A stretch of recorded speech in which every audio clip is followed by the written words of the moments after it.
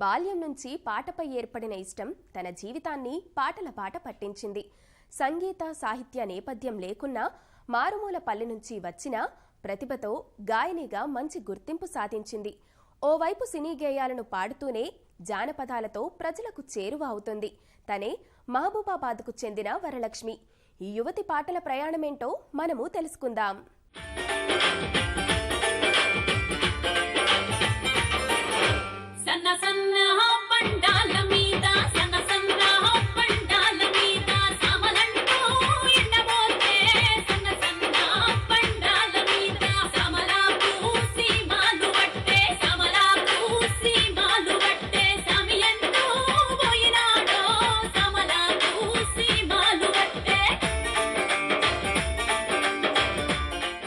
ఈ జానపదం సామాన్య జనహృదయాలకు చేరువయ్యేలా వినసొంపుగా ఉంది కదా. ఈ పాటకు తన గొంతుతో మరింత ఆకర్షణ అద్దింది ఈ యువతే.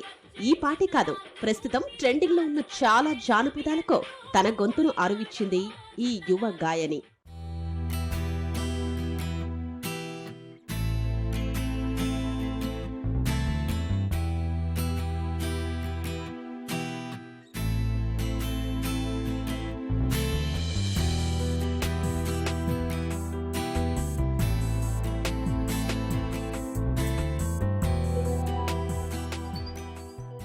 మహబూబాబాద్ కేసముద్రం బేరువాడకు చెందిన వరిపల్లి వరలక్ష్మి అలియాజ్ వరంకు చిన్నప్పటి నుంచి పాటలంటే ప్రాణం. బాల్యంలో తండ్రి పద్యాలు పాడుతుంటే తాను రాగం కలుపుతూ ఉండేది. నేర్చుకున్న పాటల్ని పాఠశాలలో పాడి ప్రశంసలందుకుంటూ ఉండేది. అలా పాటలపై అమితమైన ప్రేమను పెంచుకుంది వరం. కొమ్మ పూసే కోల్, సుక్కా పొద్దుకే కోల్, పల్లెలేసే కోల్, వాకిల్లే ఊడ్చే కోల్, అలుకై మోసల్లే కోల్, అద్దాల వాకిట్లో ముగ్గుల్లి వేసే కోల్, పాలా పిట్టల గుంపు జుడు ఓ రాస గుమ్మాడి, కాముడాట పాట పాడే ఓ రాస గుమ్మాడి, పసి పాప పాదం జుడు ఓ రాస గుమ్మాడి, పాట వింటూ ఆడబట్టే ఓ రాస గుమ్మాడి, డప్పు మోత మోగుతుంటే ఓ రాస గుమ్మాడి, జానపదం యాది కచ్చే ఓ రాస గుమ్మాడి, తంగెడు పూలో తడి తామర పూలో, ఎంగిలి పూలో ఎదా పొంగును సూడో, బంతి పూలో చామంతి పూలో, గుమ్మడి పూలో గుండె నిండును సూడో. పాటల్లోనే కాదు, హాకీ క్రీడలోనూ వరలక్ష్మికి ప్రవేశముంది. తన సీనియర్లు మైదానంలో హాకీ కర్రలతో పరుగులు పెట్టడం చూసి ఆ ఆటపై ఆసక్తి పెంచుకుంది. తను ఓ హాకీ కర్ర పట్టుకుని మైదానంలోకి దిగిపోయింది. అప్పట్నుంచి పాటలతో పాటు హాకీ కూడా ఆమె జీవితంలో భాగమైపోయింది. ఇంటర్ చదువుతున్నప్పుడే జాతీయ స్థాయి పోటీలకు ఎంపికైంది. ప్రస్తుతం ప్లేబ్యాక్ లో రాణిస్తూనే సీనియర్ నేషనల్స్ కోసం ప్రాక్టీస్ చేస్తోంది.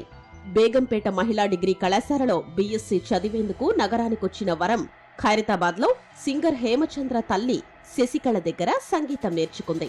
నెమ్మదిగా సంగీత ప్రపంచానికి దగ్గరగా చేరువైంది. తన గాత్రం విన్న సంగీత దర్శకుడు బోలే షావలి సినిమాలో పాడే అవకాశం కల్పించారు. హమ్ తుమ్ అనే చిత్రంతో పాటల ప్రయాణం ప్రారంభించింది వరం.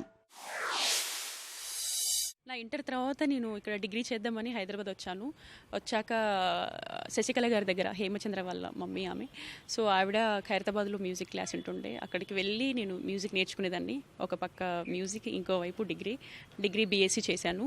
అలా నేను డిగ్రీ చేస్తూ ప్రాక్టీస్ చేస్తున్న టైంలో బోలే సార్ నాకు హమ్ తుమ్ అనే ఒక మూవీలో ఆఫర్ ఇచ్చారు. నా ఫస్ట్ ఫిల్మ్ అదే.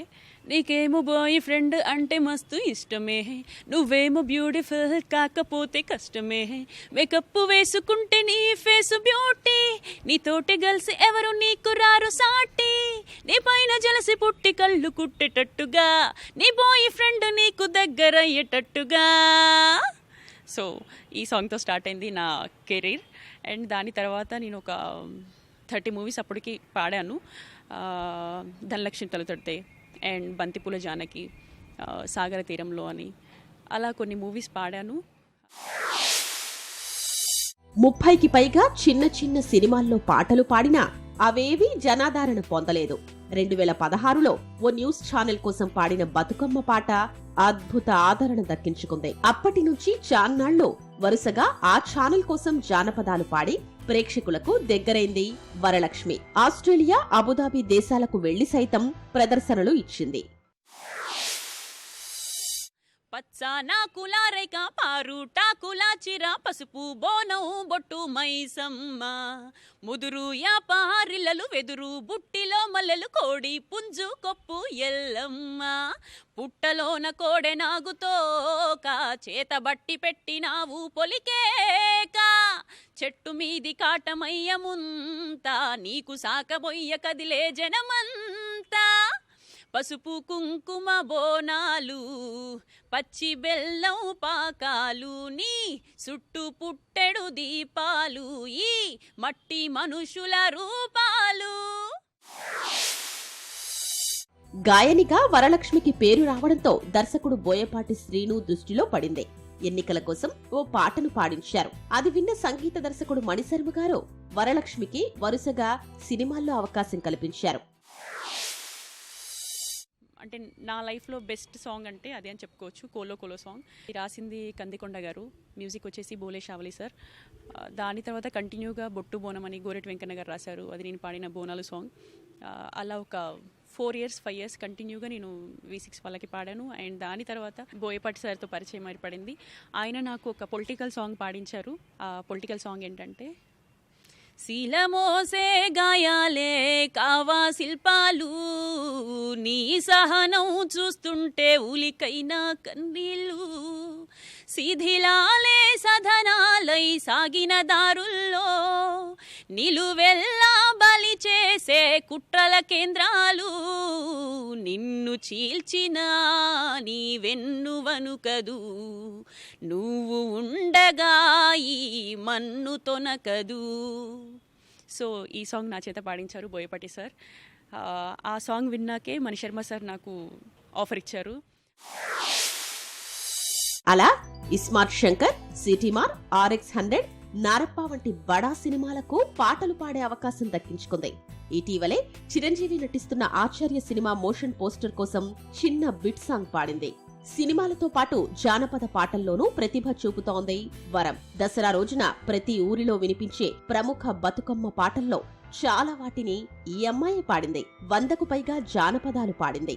ఇటీవలే చరణ్ అర్జున్ సంగీత దర్శకత్వంలో సుక్కురారం మహాలక్ష్మి పాటకు విశేష స్పందన వస్తోంది. అండ్ రీసెంట్ హిట్ అంటే శుక్రవారం మహాలక్ష్మి.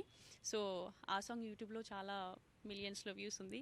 అండ్ సన్న సన్న బండల మీద ఇంకొక సాంగ్ అది కూడా చాలా మంచి వ్యూస్, మంచి హిట్ అయింది రీసెంట్ టైంలో. సుట్టు సుట్టు సూర్యాపేట నట్ట నడుమ నల్లాగొండ పక్కనేమో పానాగల్లు మధ్యలున్నది మా ఇల్లు అడ్డకాడికొచ్చి అమ్ములేది అంటే చిన్న పోరాడైనా చెప్తాడు నేను సుక్కురారం మహాలక్ష్మి ఏగు సుక్కలా ఎలుగుతుంటా క్యాచ్మి నేను సుక్కురారం మహాలక్ష్మి ఏగు సుక్కలా ఎలుగుతుంటా క్యాచ్మి. పల్లెటూరులో పుట్టి పెరిగి సినిమా నేపథ్యం లేకున్నా గాయనిగా రాణిస్తోంది ఈ యువ గాయని. నాకు హైదరాబాద్లో తెలిసిన వాళ్ళు కానీ లేదంటే ఇండస్ట్రీలో బ్యాక్ సపోర్ట్ ఉన్న వాళ్ళు కానీ ఎవరు లేరు. అయినా కూడా నా పేరెంట్స్, మా అమ్మ నాన్న అన్నయ్య వీళ్ళు నన్ను హైదరాబాద్ పంపించారు. నేను ఫస్ట్ జస్ట్ 3 months మ్యూజిక్ నేర్చుకుంటానే వచ్చాను. ఆ 3 months కాస్త ఇన్ని ఇయర్స్గా కంటిన్యూ అవుద్దని అస్సలు అనుకోలేదు. అండ్ నా పేరెంట్స్ చేసిన సపోర్ట్ వల్లే ఈరోజు హైదరాబాద్లో ఉన్నాను. ఇన్ని మూవీస్కి పాడుతున్నానంటే దానికి కారణం వాళ్ళే. అండ్ ఇంకా ముందు ముందు అంటే వాళ్ళు ఏదైతే నా పైన నమ్మకం పెట్టారో దాన్ని కొంతవరకు నేను ఫినిష్ చేశాను, కొంతవరకు నేను సక్సీడ్ అయ్యానని అనుకుంటున్నా అదే విషయంలో. అండ్ ఇంకా వాళ్ళు ఏదైతే నా పైన హోప్స్ పెట్టుకున్నారో ఆ నమ్మకాన్ని అస్సలు వమ్ము చేయకుండా ఓన్గా నాకంటూ ఓన్ సాంగ్స్ చేయాలని ఉంది, ఇండిపెండెంట్ ఆల్బమ్స్ చేయాలని ఉంది. సో అవి నేను స్టార్ట్ చేద్దామని అనుకుంటున్నా. తన కుమార్తె ఎదుగుదల చూసి సంబరపడిపోయిన ఆమె తండ్రి ఉప్పలయ్య నా కల నెరవేర్చావు బిడ్డా అంటూ ఆనందపడేవారు. కానీ ఆ సంతోషం ఎక్కువ కాలం ఆస్వాదించకుండానే చనిపోయారు. ఆ విషాదం అధిగమించి తనను పెద్ద గాయనిగా చూడాలి అనుకున్న తండ్రి ఆశయం నెరవేరుస్తాను అంటోంది వరం. మారుమూల పల్లెటూరులో పుట్టి పెరిగిన వరం పాటల మీద మక్కువతో హైదరాబాద్ చేరుకొని ఒకవైపు సినీ రంగం, మరోవైపు జానపద కళారంగాల్లో రాణిస్తూ అతి తక్కువ సమయంలో మంచి గుర్తింపు సంపాదించుకుంది. భవిష్యత్తులో పెద్ద పెద్ద సినిమాలకు పాటలు పాడి ఆర్థికంగా నిలదొక్కున్న తర్వాత అనాథాశ్రమం ఏర్పాటు చేసి సేవ చేయడమే తన ముందున్న లక్ష్యం అంటుంది. కెమెరా పర్సన్ సురేష్తో జ్యోతి కిరణ్, ఈటీవీ న్యూస్, హైదరాబాద్.